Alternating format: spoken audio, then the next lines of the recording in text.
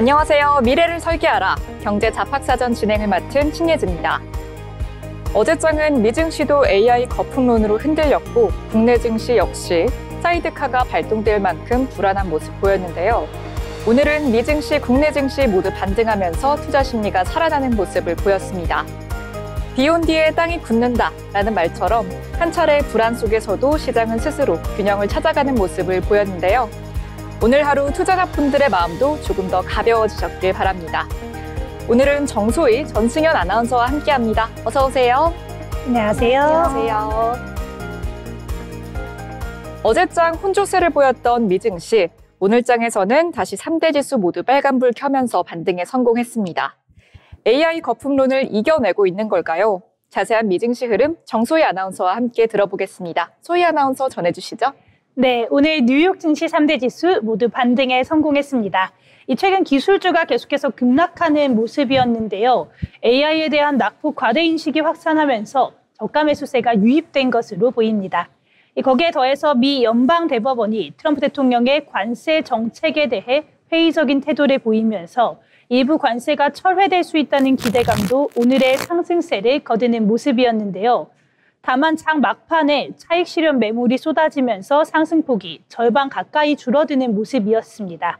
이런 부분은 기술주 거품에 대한 경계심이 여전하다라는 것을 알 수 있겠는데요. 그럼 오늘 자세한 마감 지수 함께 보도록 하겠습니다.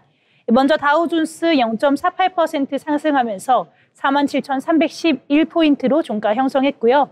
나스닥은 0.65% 오르면서 23,499.80포인트로 마쳤습니다. S&P 500 역시 0.37% 상승하면서 6,790선에서 종료됐습니다. 그럼 오늘 왜 이런 움직임이 보였는지 자세한 내용들 글로벌 이슈와 함께 살펴보도록 하겠습니다. 먼저 오늘 미국 10월 ADP 민간 고용 지표가 나왔는데요. 고용이 42,000명 증가하면서 시장의 전망치를 상회하는 결과가 나왔습니다. 앞서 ADP에서 집계한 미국 민간 고용은 8월과 9월 2달 연속으로 감소하면서 고용시장 악화를 키웠는데요. 이 연방정부 셧다운 이후 경제지표 발표가 지연된 상황이기 때문에 월가에서는 고용시장 동향을 가늠하기 위해 오늘 발표된 ADP 민간기업 고용지표에 주목해왔습니다. 오는 7일 미국 노동통계국의 공식 고용지표가 예정대로 발표가 된다라면 이 비농업 고용지표는 10월 들어서 6만 명 감소하고 실업률은 4.5% 상승했을 것으로 전문가들은 예상하고 있습니다. 다만 이런 지표 호조세가 국채 금리를 끌어올리면서 12월에 있을 페드에서는 금리 인하가 되지 않을 수도 있다라는 의견도 나오고 있는데요. 그래도 오늘은 호조를 보인 고용 지표와 함께 경기 둔화에 대한 우려가 어느 정도 줄어들면서 시장이 상승 탄력을 받았습니다. 이어서 다음 소식도 함께 보시면요. 오늘 가장 큰 이슈 중에 하나였습니다. 이 트럼프 대통령의 시행한 관세 정책에 대한 적법 여부를 판단하기 위해 미국 연방대법원이 심리에 나섰다는 소식인데요.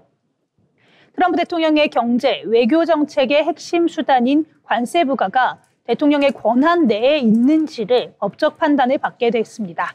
이번 대법원의 결정은 국내외에 중대한 파장을 가져올 것으로 보여지는데요. 이번 심리에서 보수적인 성향의 대법관에서조차 대통령의 국제 비상경제권법 권한 행사에 대해 회의적인 분위기가 감지됐습니다. 그러자 전문가들은 트럼프 관세 유지가 될 가능성이 낮아졌다고 보고 있습니다.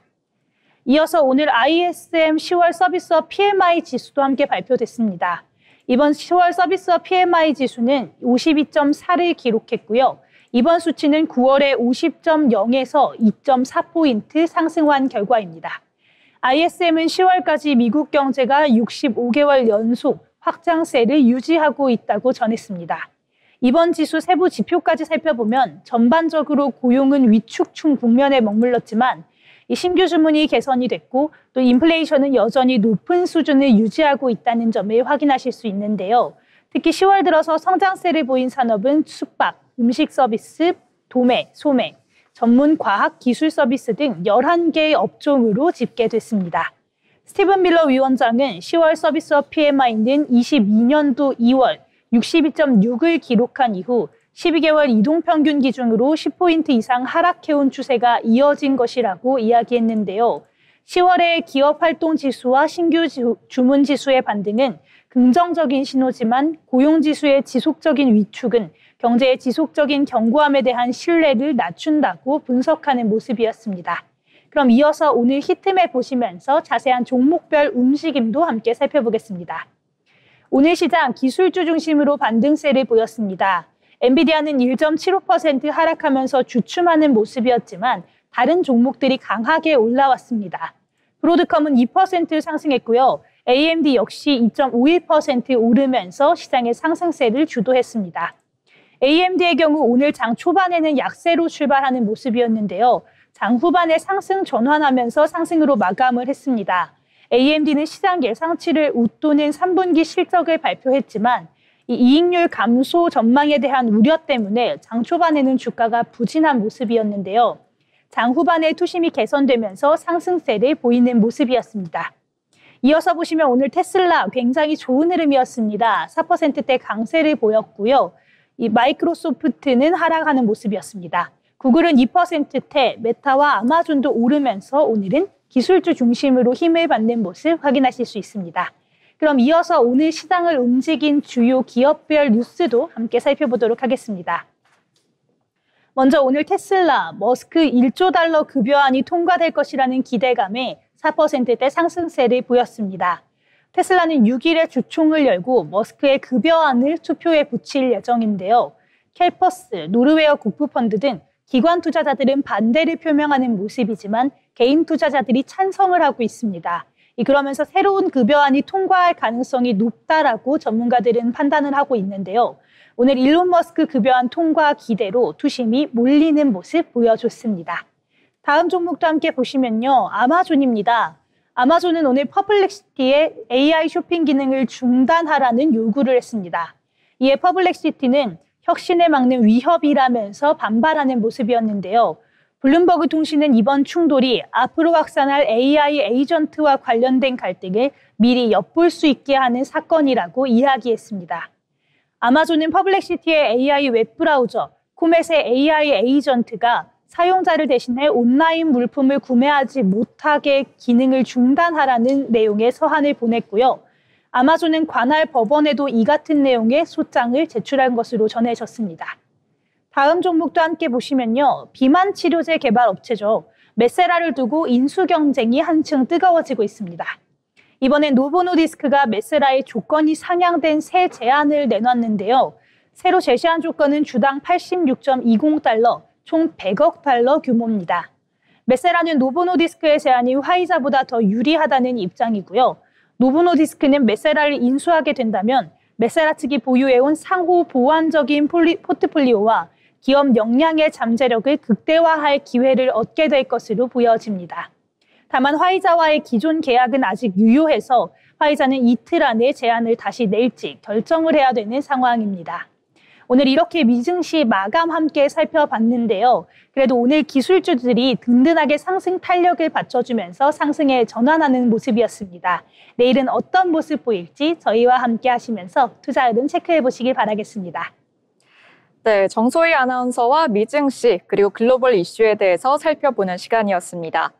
미 연방대법원이 트럼프 대통령의 관세 정책에 대해서 회의적인 태도를 보이면서 일부 관세가 철회될 수 있다는 기대감 전달해 드렸고요. 그리고 고용은 비교적 좋은 모습, 좋은 지표 보이는 모습을 보였습니다. 이어서 알아두면 좋은 이슈들을 정리한 모이슈 시간입니다. 전승현 아나운서가 준비했다고 하는데요. 오늘은 어떤 내용 들고 오셨나요? 네, 안녕하세요. 여러분, 배구 여제 하면 누가 가장 먼저 생각나시나요? 네, 바로 김연경 선수인데요. 네, 세계 무대를 누비던 김연경이 이번에는 감독으로 데뷔를 했습니다. 네, 코트 위의 에이스에서 이제는 벤치의 리더로 새로운 여정을 시작했는데요. 오늘의 모이슈 신인 감독 김연경입니다. 배구 여제 김연경이 이번엔 감독으로 제2의 도전을 시작했습니다.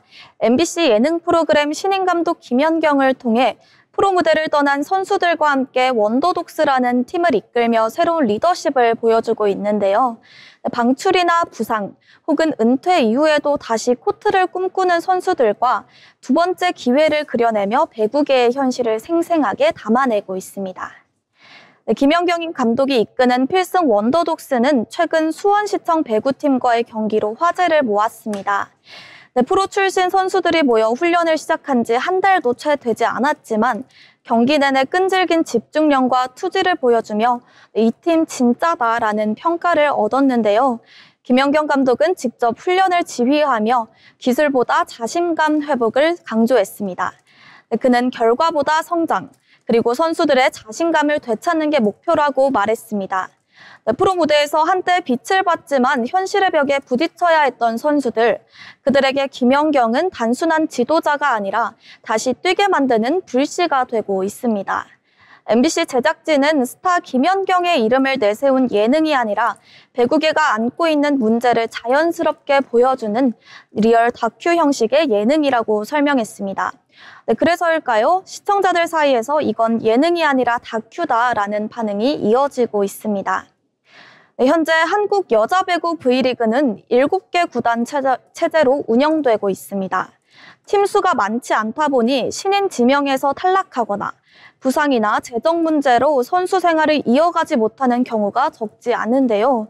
결국 이런 유망한 선수들이 설 자리가 줄어드는 게 현실입니다. 이런 구조 속에서 김연경 감독의 원더독스는 리그 밖에서도 충분히 경쟁력 있는 경기를 만들 수 있다는 가능성을 보여주고 있습니다. 즉, 단 한 번만의 기회가만이 아닌 두 번째 무대가 필요하다는 메시지를 스포츠 예능이라는 형식을 통해 던지고 있는 겁니다. 최근 스포츠계에서는 스타 선수들이 은퇴 후 지도자나 멘토로 변신해 콘텐츠와 스포츠 산업 전반의 변화를 이끄는 사례가 늘고 있습니다. 김연경의 감독 데뷔는 그중에서도 현장 중심의 리얼리티를 담은 의미 있는 시도로 평가됩니다. 경험 많은 선수가 직접 팀을 이끌며 선수들의 현실을 있는 그대로 보여주는 진짜 이야기.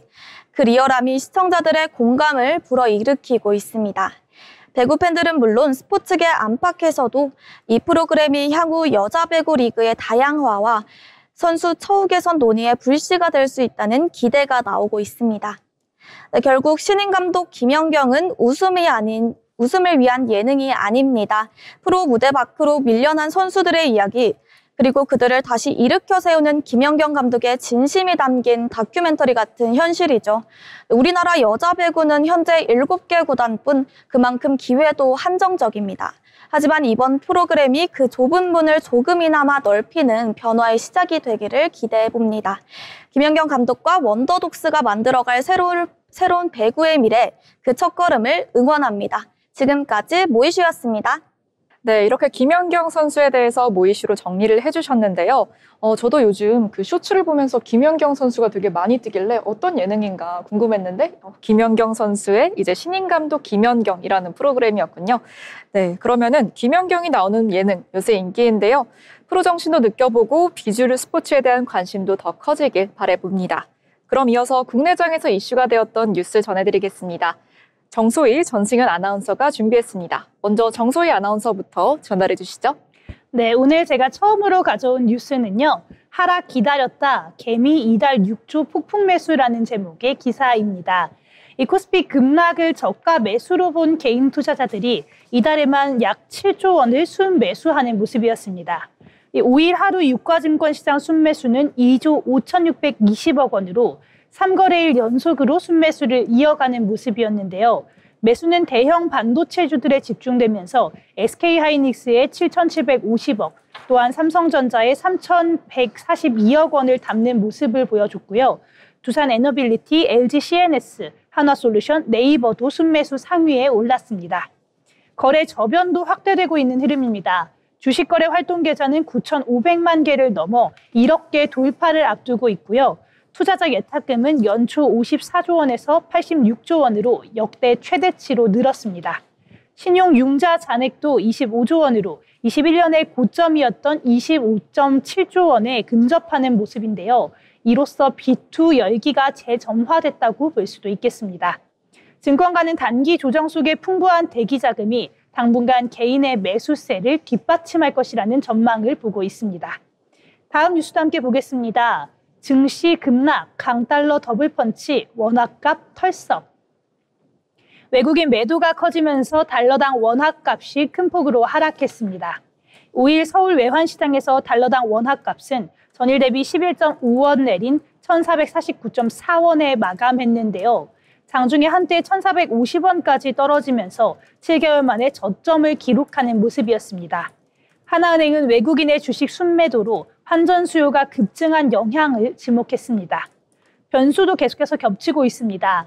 한미 간 대규모 대미 투자펀드 합의는 단기로 봤을 때는 호재로 볼 수 있겠지만 중장기적으로 봤을 때는 국내 투자 공백 우려가 원화 약세 요인이라는 분석도 함께 나오고 있습니다.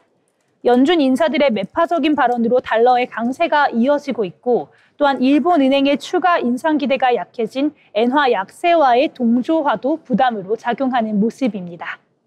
제가 준비한 뉴스는 여기까지입니다.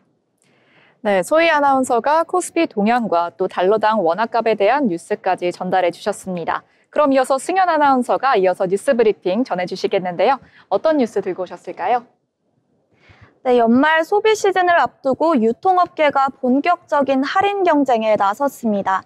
11월 블랙 프라이데이와 크리스마스 시즌을 겨냥해 대형마트와 이커머스 업계가 대규모 세일 행사를 준비했는데요. 롯데온은 오는 28일까지 롯데온 블랙위크를 열고 패션, 뷰티, 식품 등 2,000여 개 브랜드의 상품을 최대 80%까지 할인합니다. 쿠팡도 와우 멤버데이를 통해 전자제품과 생필품을 중심으로 특가 행사를 진행 중입니다. 오프라인 매장도 움직이고 있습니다. 이마트는 난방용품 중심의 윈터 페스타를, 홈플러스는 연말 와인 수요를 겨냥한 와인 장터를 열며 소비심리 회복에 힘을 싣고 있습니다. 네, 유통업계 관계자들은 올해 경기 침체 속에서도 가격 메리트가 명확한 상품에 대한 소비자는 여전히 적극적이라며 합리적 소비 트렌드가 이어지고 있다고 분석했습니다. 연말까지 이어질 소비심리 회복세가 침체된 내수 경기의 반등으로 이어질 수 있을지 주목됩니다. 네, 다음 뉴스입니다. 네, 엔화 약세가 장기화하면서 국내 소비자와 수입업계 모두에 영향을 미치고 있습니다. 지난 11월 4일 기준 원엔 환율은 100엔당 895.4원으로 하루 만에 7원 가까이 떨어졌습니다. 이는 지난 8월 이후 최저 수준으로 일본은행이 초저금리 기조를 유지하면서 엔화 가치가 계속 하락하고 있기 때문인데요. 엔화가 약세를 보이자 일본 여행 수요는 폭발적으로 증가했습니다. 하나투어에 따르면 10월 일본 여행 예약 건수는 전년 동기 대비 45% 이상 늘었다고 합니다. 반면 일본산 수입 식품이나 자동차 부품을 취급하는 업체들은 가격 경쟁력은 높아졌지만 환율 불안에 따른 손익관리에 어려움을 겪고 있다고 합니다. 전문가들은 단기적으로는 소비자에게 이익이지만 장기적으로 환율 변동성이 커지면 수입 물가가 다시 오를 가능성도 있다고 지적합니다. 계속되는 엔저 현상이 국내 경제 전반에 어떤 영향을 미칠지 면밀한 관찰이 필요해 보입니다. 네, 승현 아나운서의 뉴스 브리핑까지 오늘장 이슈가 되었던 뉴스들 전해드렸는데요. 연말인 만큼 유통업계 할인 소식도 핫 이슈로 떠오르고 있었고요. 또 엔화 약세로 일본 여행 수요도 지속되고 있다는 뉴스였습니다. 지금까지 뉴스 브리핑 전해드렸습니다. 아울러 본 방송에서 제공하는 정보는 투자 판단을 위한 정보일 뿐 해당 종목의 가치 상승 또는 하락을 보장하지 않습니다.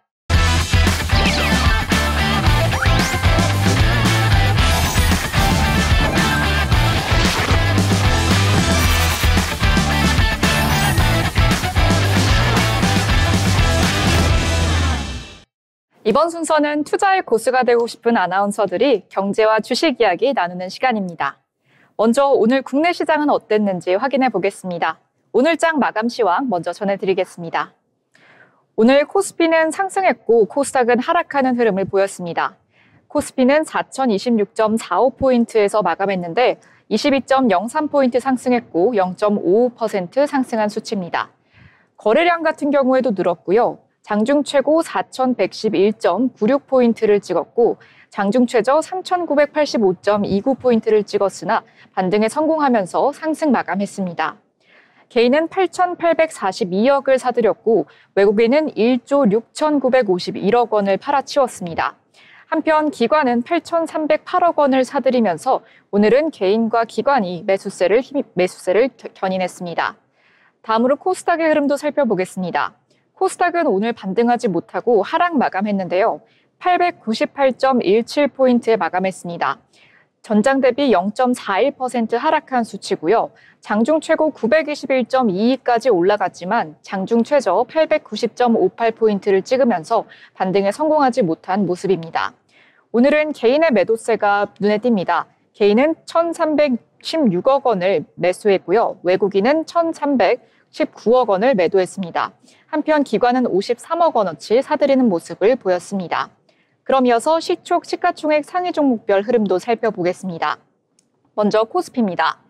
삼성전자가 10만 전자에서 물러나면서 99,200원에 거래를 마쳤습니다. 전일비 1,400포인트 떨어진 등락률 1.39% 하락한 수치입니다. SK하이닉스 같은 경우에도 오늘 장 초반 60만 닉스까지 도전을 했다가 2.42% 상승한 59만 3천 원의 거래를 마쳤습니다. LG에너지솔루션도 1.29% 상승 흐름을 보였고요. 하나에어로스페이스도 2%대, KB금융 3%대 상승 흐름을 보였습니다. 오늘은 보험주가 특별히 상승 흐름을 보인 하루였습니다. 따라서 KB금융을 비롯해서 다양한 보험주들이 상승하는 흐름을 보였습니다. 네이버는 5%가량 빠지면서 26만 4천 원에 거래를 마쳤습니다. 한편 삼성물산과 SK스퀘어, 현대일렉트릭 등이 상승했습니다. 다음으로 이어서 코스닥 시총 상위 종목 흐름을 한번 살펴보겠습니다. 오늘 알테오제는 54만 7천 원의 종가 형성하면서 3.4% 상승하는 흐름을 보였습니다. 에코프로 형제는 조금 소폭 상승하는 모습을 보였는데요. 에코프로 BM이 0.06% 상승하며 15만 8천 원의 종가를 형성했고 에코프로는 0.43% 오르며 9만 3,200원에 거래를 마쳤습니다. 레인보우 로보틱스가 조금 큰 폭으로 빠졌는데요. 8.62% 빠지며 41만 8,500원의 종가를 형성했습니다. 바이오주 같은 경우엔 삼천당 제약이 1.94% 정도 빠졌고 파마리서치도 2.76%, 3% 가까운 하락세를 보였습니다. 한편 ABL 바이오와 리가켄 바이오 같은 경우엔 소폭 상승세를 보였습니다. 이렇게 오늘 코스닥과 코스피 흐름을 한번 살펴봤는데요.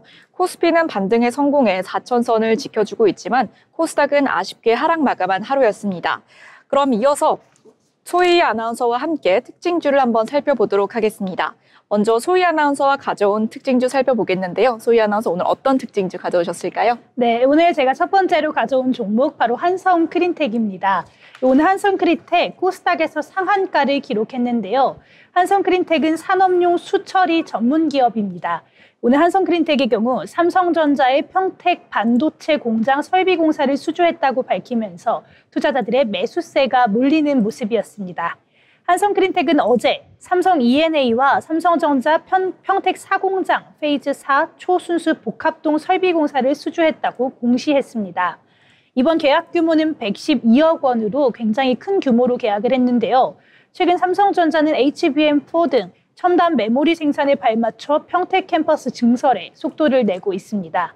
삼성전자는 P4, PH4 공사 금액을 증액한 데 이어서 5공장에 대한 착공 채비를 갖추면서 HBM 생산 확대에 대비하고 있는 것으로 알려졌습니다.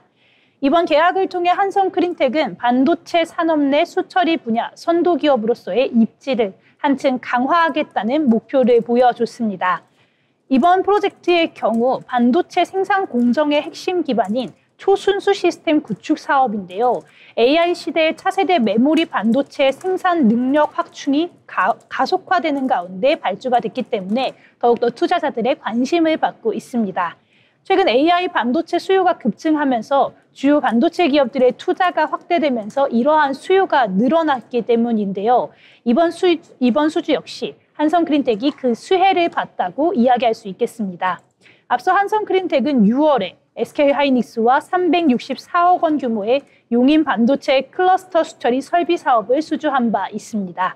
오늘 이런 호재에 전하면서 한성크린텍 상한가를 기록했는데요. 네, 오늘 차트 함께 보시면요. 그동안의 흐름이 굉장히 약세였던 것 확인하실 수 있습니다. 그동안 굉장히 하락하는 모습을 보여주면서 불과 어제 최저치인 1,074원을 기록하는 바 있었는데요. 오늘 같은 경우 상한가로 직행을 하면서 오늘 상한가에 걸리는 모습이었습니다. 오늘 종가 1,465원으로 종료되는 모습이었는데 다만 이 종목의 경우 시가총액이 작은 금액이다 보니 투자하실 때 유의하시면 좋겠습니다.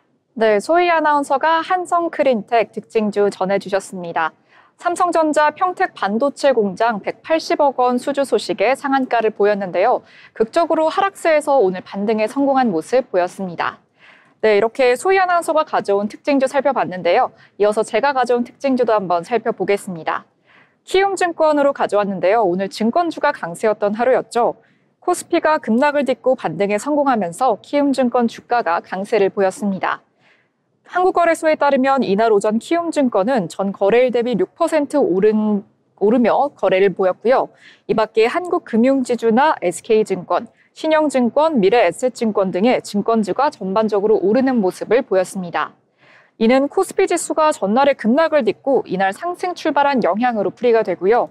키움증권 연구원에 따르면 코스피 상승이 투자자 수와 거래대금 증가를 통해 증권사의 호실적으로 이어질 것이라면서 증권업에 대한 긍정적인 시각을 유지한다라고 설명을 했습니다.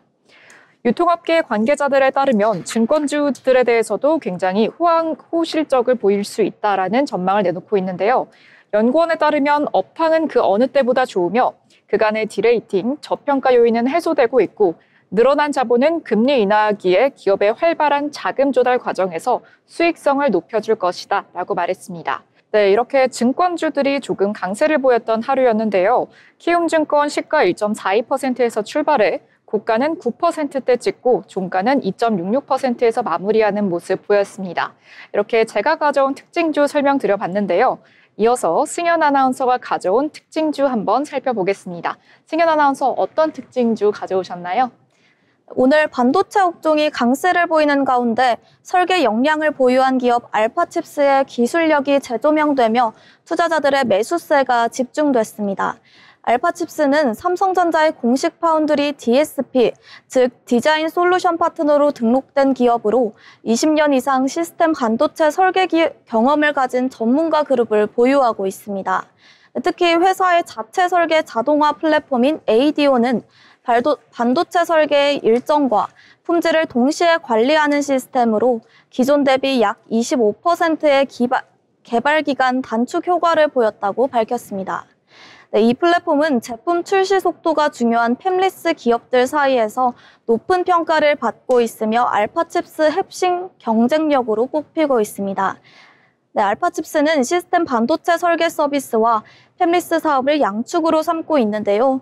삼성전자 DSP 자격을 기반으로 SoC 칩 설계부터 양산 관리, 후공정 연계까지 통합 솔루션을 제공하고 있으며 팹리스 부문에서는 IR 리시버와 키스캔 IC 등을 주력 제품으로 공급 중입니다.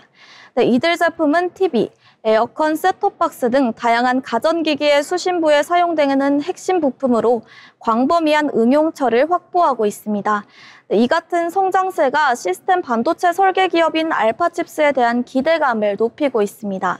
알파칩스는 지난 2025년 3월 사명을 기존 알파홀딩스에서 알파칩스로 변경하며 반도체 중심의 기업 정체성을 명확히 했고 같은 해 2월 한국거래소의 성장 유지 결정을 받으며 주권 거래에 재개해 경영 안정성도 확보했습니다. 네, 오늘 차트 한번 보시면요. 알파칩스 균일한 흐름 보이다가 오늘 상한가를 기록하며 9,080원에 마감해 시장에 뜨거운 관심을 입증했습니다. 네, 지금까지 알파칩스였습니다. 네, 이렇게 승현 아나운서가 가져온 특징주 한번 살펴봤는데요. 이어서 제가 가져온 특징주 한번 살펴보겠습니다. 삼성전자를 비롯해 국내 기업들이 해외에서 뜨거운 성과를 내고 있죠. 이번엔 LG전자를 가져왔는데요. LG전자가 인도에 아이폰 17 생산 장비 공급을 한다는 소식에 상승세를 보였습니다. LG전자는 이날 11월 6일 오후 1시 36분 기준 전 거래일보다 7%대 상승한 92,800원에 거래되는 모습을 보였고요. 전날 인도 경제 매체 이코노믹 타임즈는 LG 생산기술원이 폭스콘이나 타다, 일렉트로닉스, 페가트론 등 애플 생산 파트너가 운영하는 생산 공정에 제조 장비를 공급하겠다라고 보도했습니다. 그간 LG 디스플레이나 LG 이노텍이 애플의 디스플레이와 카메라 모듈 등 아이폰 부품을 공급해왔지만 LG전자가 아이폰 제조 장비를 공급하는 건 이번이 처음이라고 합니다. 이렇게 좋은 소식에 LG전자의 소식 한번 살펴봤는데요. LG전자는 오늘 장중한때 7% 가까운 상승세를 보여줬고 종가도 5.40%, 91,800원에 마치는 모습을 보여줬습니다. 이어서 소희 아나운서가 가져온 특징주도 궁금한데요. 소희 아나운서, 이번엔 어떤 종목 가져오셨을까요? 네, 제가 가져온 종목 또 관광주입니다. 롯데관광개발인데요. 오늘 롯데관광개발 상승세를 보여줬습니다. 롯데관광개발은 올해 3분기 역대 최대 분기 실적을 발표하면서 투심이 몰리는 모습이었습니다. 롯데관광개발은 올해 3분기 영업이익이 529억 원으로 잠정 집계됐다고 공시하는 모습이었는데요. 지난해 동기 대비 138.9% 증가한 수치입니다. 매출은 1,866억 7천만 원으로 지난해 동기 대비 34.2% 증가하면서 역대 최대 기록을 세웠습니다. 올해 1에서 3분기 누적 매출이 3,339억 원으로 이미 작년 한 해의 실적을 뛰어넘은 상황인데요. 연간 4천억 원대 돌파가 예고된다고 롯데관광개발은 얘기하고 있습니다. 이 증권가의 전망도 긍정적인데요. 키움증권 같은 경우 보고서에서 롯데관광개발 목표 주가를 기존 27,000원에서 32,000원으로 상향 조정하는 모습을 보였습니다. 임수진 키움증권 연구원은 오늘 보고서를 통해서 중국 증시 회복 및 가상자산 가치 증가 등으로 중국 관광객의 제주도 수요가 내년에도 상장할 것으로 기대된다면서 내년 연간 영업이익은 현재의 시장 기대치의 20%를 상회할 전망으로 보인다는 의견도 함께 내놨습니다. 이런 호재 가운데 오늘 롯데관광개발 날아올랐고요. 네, 오늘 차트를 함께 보시면요. 롯데관광개발 오늘 굉장히 좋은 모습이었습니다. 전장 대비해서 시가 자체가 3.69% 오르면서 시작을 했는데요. 그러면서 고가 7.97% 굉장히 크게 올랐다가 오늘 하락을 하면서 저가는 3.16% 상승하는 모습까지 보여줬습니다. 그렇지만 오늘 상승세가 매수세가 거칠게 들어왔다 보니 오르는 모습을 보여주면서 종가는 6%대 상승한 18,100원으로 종료되는 모습이었습니다. 네, 이렇게 소희 아나운서가 롯데관광개발에 대해서도 소개해 주셨는데요. 중국향 수혜를 받는 종목이죠. 롯데관광개발도 상승 흐름 보였습니다. 이렇게 저희가 준비한 특징주 한번 전달 드려봤는데요. 이어서 기업사전 시간입니다. 전승현 아나운서가 자신만의 색깔과 전략으로 주목받는 기업들에 대해서 골라 가져오셨는데요. 오늘은 어떤 기업 소개해 주실 예정인가요? 네, 오늘 기업은 우리 일상 곳곳에서 쉽게 만날 수 있는 기업 GS 리테일을 소개합니다. 네, GS 리테일은 1971년 설립된 종합 유통기업으로 편의점 GS25, 슈퍼마켓 GS 더 프레시, 그리고 홈쇼핑 GS샵 등을 운영하고 있습니다. 생활 속의 편리함을 핵심 가치로 소비자의 하루를 가장 가까이에서 채워주는 기업으로 성장해왔습니다. 네, 특히 GS25는 전국 18,000여 개 매장을 보유한 국내 대표 편의점 브랜드입니다. 물건을 판매하는 공간을 넘어 택배 접수, 교통카드 충전, 공과금 납부 등 생활의 다양한 기능을 담은 생활 밀착형 플랫폼으로 진화해 왔습니다. 최근에는 인공지능 결제 시스템과 무인 점포를 도입해 스마트 편의점으로의 변화를 가속화하고 있습니다. 또한 GS 리테일은 식품 외 영역으로도 빠르게 사업을 확장하고 있습니다. 배달 플랫폼 우딜, 반려동물 쇼핑몰 펫프렌즈, 온라인몰 GS 프레시몰을 중심으로 오프라인 매장과 온라인을 연결하는 옴니채널 전략을 강화하고 있습니다. 네, 이런 변화는 단순한 유통을 넘어 고객의 생활 습관 전반을 함께하는 플랫폼으로 나아가기 위한 움직임입니다. 네, 최근 GS 리테일의 주요 과제는 수익성 개선입니다.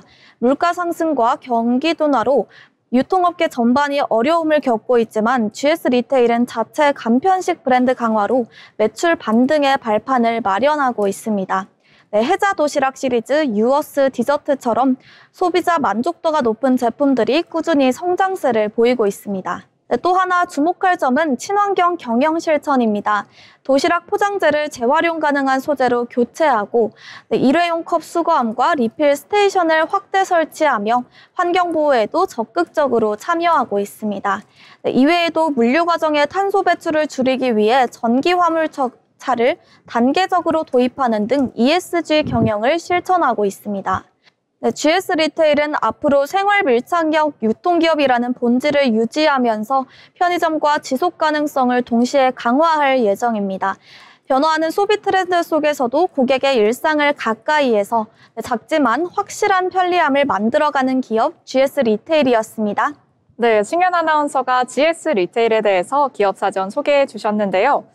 최근 GS 편의점에서는 서울우유 우유 크림빵이 인기인 것 같고 또 벌집 모양 아이스크림도 인기가 있는 것 같습니다.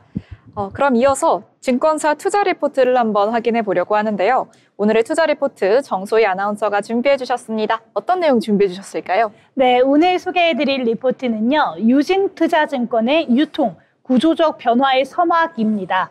오늘 리포트의 핵심은 두 가지인데요. 먼저는 글로벌 물류 자동화가 유통업의 원가 구조를 개편하고 있다는 이야기고요.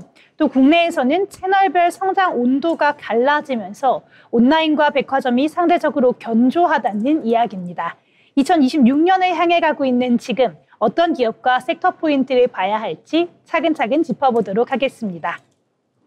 이 글로벌에선 물류 자동화가 더 이상 실험이 아니라 시행 단계로 들어갔습니다. 해외 사례에서는 운영의 상당 부분을 자동화하는 로드맵이 제시가 되고 있는데요. 또한 인력 구조와 건당 비용 절감 효과가 구체화되고 있는 상황입니다. 그렇다 보니 국내도 움직임이 빠르게 개선되고 있는데요. 롯데쇼핑의 오카도 기반 자동화 물류센터 확대, 쿠팡의 AI 오토메이션 팩토리 고도화 등이 대표적인 사례입니다. 자동화가 본격화하면 단순한 인건비 절감을 넘어서 리드타임 단축과 물류 정밀도 개선으로 고객 경험까지 파급 효과가 있을 것으로 예상하고 있습니다. 다음으로 국내 유통 채널도 한번 봐야 되겠는데요. 온도차가 심합니다. 채널별의 성장 전망을 보면 온라인이 가장 견조한 상황이고요. 그 다음이 백화점, 편의점, 대형마트, 면세점 순서로 정리할 수 있습니다. 연간 기준으로는 로우 싱글 성장에 가깝지만 하이엔드와 가성비의 양극화는 계속될 가능성이 커 보입니다. 분기 흐름으로는 역신장 폭이 완만해지는 조짐이 보여지고 있고요. 와치와 주얼리 같은 일부 카테고리에선 평균 판매 단가가 오르는 포인트가 관찰되고 있습니다. 비용 측면에서는 출점이 많지 않은 구간이기 때문에 관리비, 인건비 부담이 다소 낮아지는 효과도 기대해 볼 수 있겠습니다. 그렇다면 이커머스도 확인해 봐야 되겠죠. 이커머스의 경우 쿠팡과 네이버의 양강 구도가 유지되고 있습니다. 쿠팡은 배달, 콘텐츠, 해외 진출로 수평 확장을 시도하고 있는 상황이고요. 네이버는 콘텐츠, 검색, 거래, 결제, 물류, 광고로 이어지는 이러한 수집 통합 생태계를 공고하게 하고 있는 상황입니다.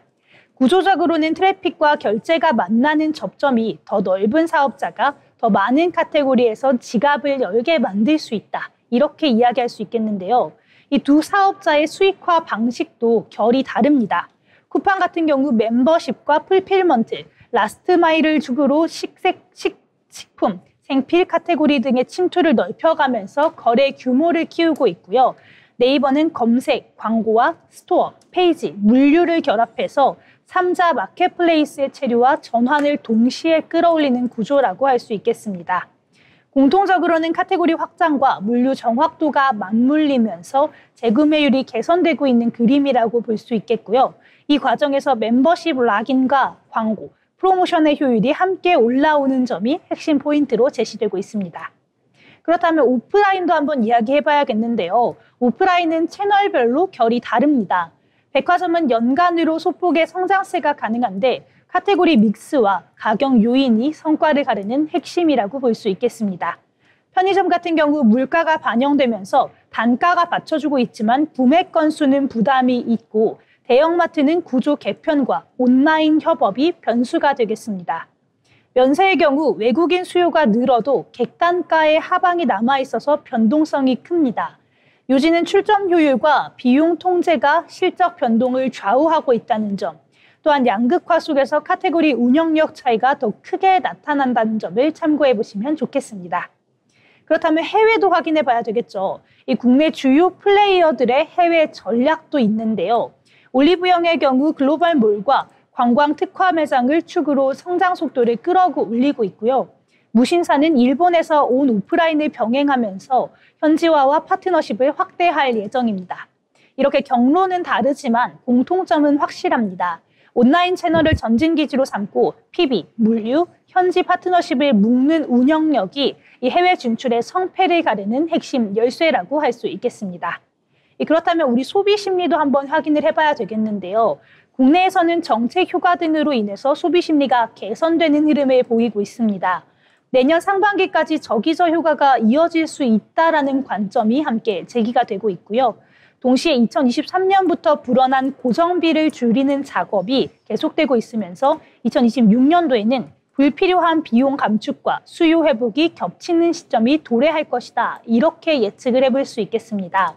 같은 매출이라도 이런 판관 비율이 낮아지게 되면 이익 레버리지가 커질 수 있다는 점 체크해 보시면 좋겠습니다. 또한 비용 입장에서는 임차, 인건비, 마케팅 집행을 재조정하면서 자동화 도입 효과가 물류 단가에 반영되기 시작하는 구간이 이어지고 있습니다. 재고 회전과 매입 조건을 정교하게 손보고 있는 가운데 리뉴얼과 카테고리 믹스 개선이 면적당 매출을 끌어올려 판관 비율 하락과 함께 영업 레버리지가 커지는 방식입니다. 외형이 큰 폭으로 늘지 않더라도 비용 구조가 가벼워진 곳부터 이익 변수가 먼저 개선될 수 있다는 점 체크해 보시면 좋을 것 같습니다. 토픽으로는 현대백화점을 제시할 수 있겠는데요. 면세 부문 부진 요인 정리와 비용 효율 개선, 외국인 수요 회복의 수혜 가능성이 포인트입니다. 개별 종목을 볼 때는 4가지 포인트를 함께 보시면 좋을 것 같은데요. 이 자동화 물류 투자 진행률과 효과, 또 두 번째는 온라인 전환과 멤버십 락인, 세 번째는 카테고리 믹스와 평균 판매 단가 추세, 네 번째는 출점, 임차 구조 등 비용 민감도입니다. 이 종합하면은 설비와 운영이 동시에 개선되는 기업의 멀티플 회복 여지가 상대적으로 크다. 이렇게 이야기할 수 있겠습니다. 그럼 오늘 내용도 한번 정리해 봐야겠죠. 일단 오늘 글로벌 물류의 자동화가 본 게임에 들어갔고 국내의 경우에는 채널별로 성장 속도가 달라지고 있다. 이렇게 이야기할 수 있겠습니다. 투자 포인트로는 자동화가 원가 구조를 바꾸는 곳, 또 온라인과 오프라인의 운영력, 그리고 카테고리 믹스 개선이 분명한 곳을 체크해 보시면 좋을 것 같습니다. 내년을 준비하고 있는 지금 유통업종이 상당히 이런 디테일의 성과를 가르는 한 해가 될 가능성이 높아 보입니다. 그렇다면 내년에도 저희와 함께 하시면서 투자 흐름 체크해 보시면 좋겠습니다. 지금까지 투자 리포트 전해드렸습니다. 네, 소희 아나운서가 투자 리포트 잘 전해주셨는데요. 오늘은 특징주부터 기업 사전 그리고 리포트까지 연말이 다가오면서 유통업종에 대한 관심이 뜨거운 것 같습니다. 피지컬 AI가 대세인 만큼 국내 유통업계도 자동화가 되고 있다는 흐름에 리포트도 잘 전달을 해주셨고요. 해당 내용 참고해 보시면 좋을 것 같습니다. 아울러 본 방송에서 제공하는 정보는 투자 판단을 위한 조언일 뿐 해당 종목에 대한 가치 상승 및 하락을 보장하지 않습니다.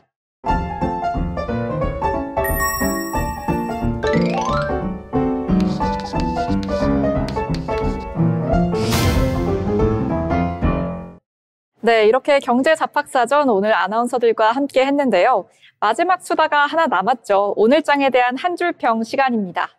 먼저 소희 아나운서의 한 줄 평 들어보려고 하는데요. 오늘 장 국내 증시나 미증시 어떻게 보셨을까요? 저는 일단 오늘 장에서 국내 증시 외국인들아 돌아와 이렇게 이야기하고 싶습니다. 오늘 코스피와 코스닥 모두 외국인이 큰 폭으로 빠져나가는 모습이었는데요.